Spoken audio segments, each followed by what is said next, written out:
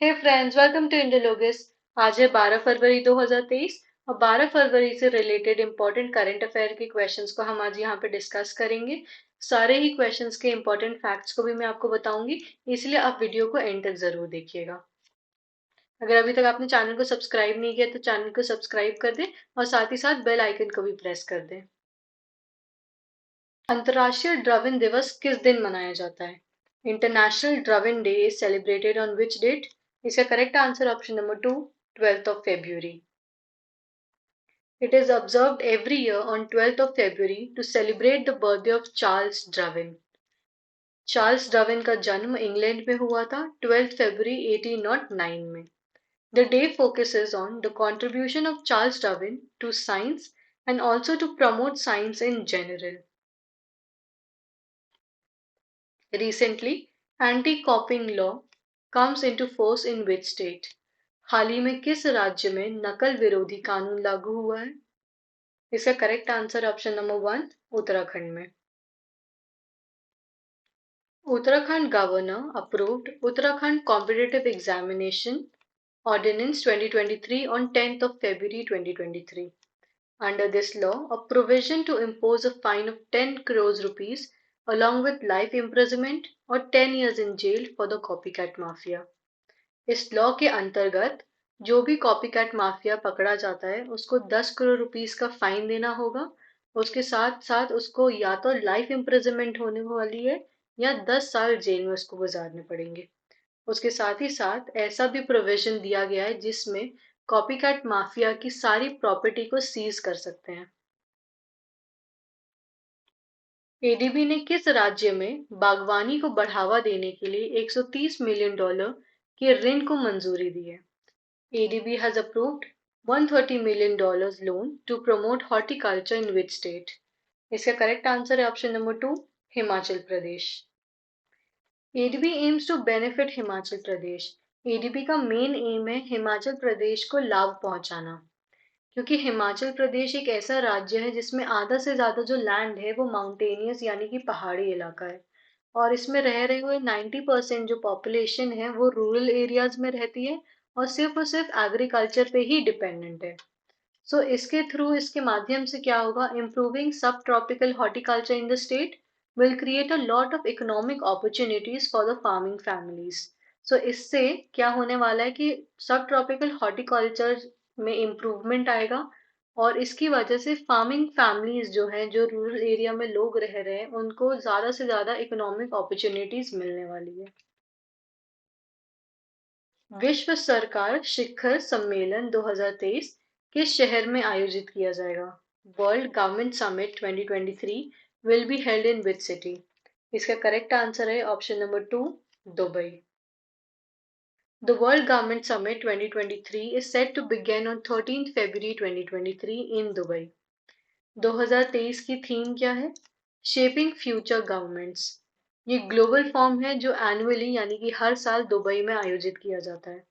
इसमें it brings together leaders in government, business, technology and civil societies to discuss the issue faced by humanity and to shape the future of the governments.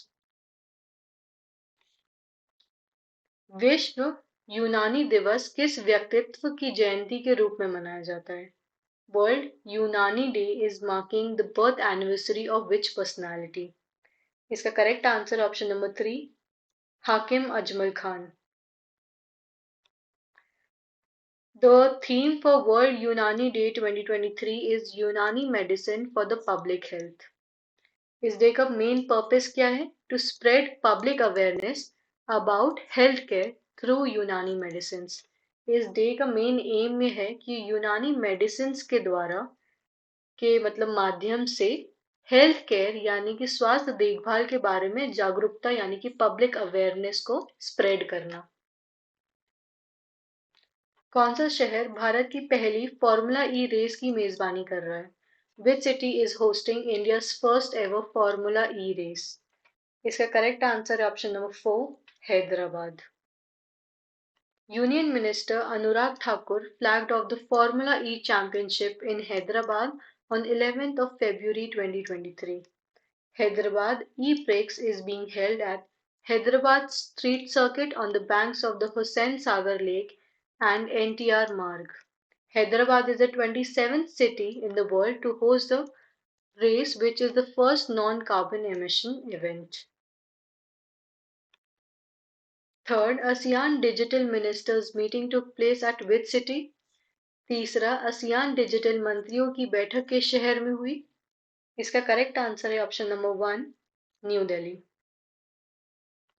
India's ASEAN Digital Work Plan 2023 has been approved at the third ASEAN Digital Ministers meeting in New Delhi on 10th of February. Meeting की जो theme है वो theme क्या है 2023 की? Synergy towards a sustainable digital future. What is the Supreme Court strength now that Rajesh Bindal and Arvind Kumar have been appointed as the new judges? इसका correct answer हो जाएगा ऑप्शन नंबर 3, 34. सुप्रीम कोर्ट की नई strength यानी कि नई संख्या 34 हो गई है. किसके बाद? राजेश बिंदल और अरविंद कुमार के अपॉइंटमेंट्स के बाद. The central government has appointed two new Supreme Court judges, taking the top court strength to its maximum of 34 judges. Supreme court में मैक्सिमम जजेस कितने हो सकते हैं? 34. और दो जजेस को अपॉइंट करने के बाद ये जो नंबर है ये पूरा हो चुका है. The appointment was approved on 11th of February 2023 by the government. Appointed जजेस कौन कौन से? राजेश बिंदल, ये चीफ जस्टिस हैं इलाहाबाद हाई कोर्ट के, और अरविंद कुमार, ये चीफ जस्टिस हैं गुजरात हाई कोर्ट के. What is the theme of International Day of Women and Girls in Science 2023? विज्ञान में महिलाओं और लड़कियों के अंतर्राष्ट्रीय दिवस 2023 की थीम क्या है? इसका करेक्ट आंसर है option number 2, ideas. The International Day of Women and Girls in Science is celebrated annually on 11th of February. To promote the full and equal access and participation of females in science, technology, engineering and mathematics field. United nation general assembly ने एक resolution pass किया था 2015 में इस दिन को celebrate करने के लिए. 2023 की थीम क्या है? आइडियाज. आइडियाज का फुल फॉर्म क्या है? Innovate, demonstrate, elevate, advance and sustain. कौन सा गेंदबाज सबसे तेज 450 टेस्ट विकेट लेने वाला भारतीय है? Which bowler has been fastest Indian to pick up 450 test wickets? इसका करेक्ट आंसर है option number 1, R Ashwin. R Ashwin picked up 450 test wickets during the first Border Gavaskar Trophy game between India and Australia in Nagpur. R. Ashwin took 89 test matches to reach this milestone as compared to Anil Kumble, who took 93 test matches to reach the score. PM Narendra Modi ने मुंबई से 2 Vande Bharat express train को हरी झंडी दिखा दी है. अब देश में कुल कितनी वंदे भारत ट्रेन चल रही हैं? PM Narendra Modi flagged off 2 Vande Bharat Express trains from Mumbai. Now, what is the total number of Vande Bharat trains running in the country? इसका करेक्ट आंसर है option number 4, 10. Total 10 Vande Bharat express जो है वो भी India में run कर रही हैं. Prime minister Narendra Modi on 10th February 2023 flagged off 2 Vande Bharat trains from Mumbai to Shirdi. पहली ट्रेन थी मुंबई से शिरडी तक, दूसरी थी from Mumbai to Solapur. The first Vande Bharat train in Maharashtra connects Mumbai to Gandhinagar in Gujarat.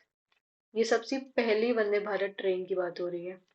With the commissioning of the two trains, the number of Vande Bharat Express trains running from Mumbai has increased to 3, taking the total number in the country to be 10.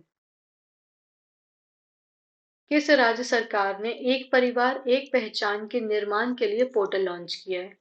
Which state government launched the portal for the creation of one family, one identity?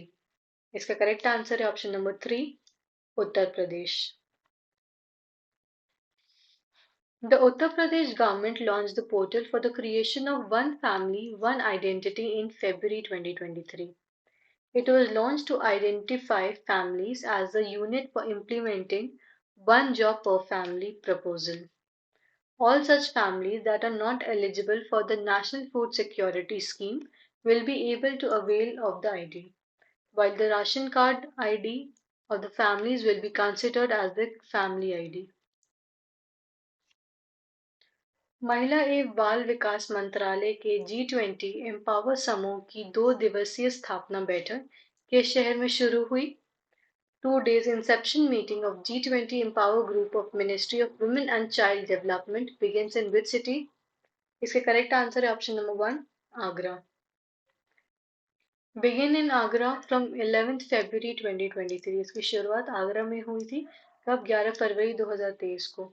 Meeting की theme क्या है? Empowering women to lead across sectors, role of digital skilling and future skills.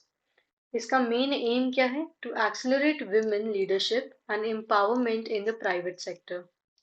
Under India's G20 presidency, Empower will host 3 meetings in February, April, and June 2023. 12वां विश्व हिंदी सम्मेलन कहाँ आयोजित किया जाएगा? 12th World Hindi Conference will be held in, इसका correct answer है option number 1, Fiji. The conference is being organized by the Ministry of External Affairs of India in collaboration with the Government of Fiji. इस conference को organise कौन कौन करने वाला है? India के मिनिस्ट्री ऑफ एक्सटर्नल अफेयर्स, साथ में मिलेंगे किसके? गवर्नमेंट ऑफ फीजी के, और इसको ऑर्गेनाइज किया जाएगा, इस कॉन्फ्रेंस को ऑर्गेनाइज किया जाएगा। कॉन्फ्रेंस कहाँ ऑर्गेनाइज होने वाली है? फिजी में ही। और कौन सी कॉन्फ्रेंस है? नंबर 12th, 12वीं। इस कॉन्फ्रेंस की थीम क्या होगी? Hindi traditional knowledge to artificial intelligence. इसका इनॉग्रेशन कौन करने वाला है? फीजी के prime minister Sitiveni Rabuka along with external affair minister doctor S Jaishankar इसका इनॉग्रेशन करेंगे। Representatives of 50 countries are likely to participate in the World Hindi Conference. इसमें nearly 50 countries के रिप्रेजेंटेटिव जो हैं वो पार्टिसिपेट करने वाले हैं। Friends, this was the last question which we did. I hope आपको ये सेशन काफ़ी पसंद आया होगा। ये सारे ही क्वेश्चंस बहुत ही ज़्यादा इंपॉर्टेंट है आपकी गवर्नमेंट एग्जाम के लिए, और करंट अफेयर है, इसीलिए ये बहुत ही ज़्यादा इंपॉर्टेंट है। चैनल पे एंड तक बने रहने के लिए thank you so much. Do like and subscribe the channel. Thank you. Have a wonderful day.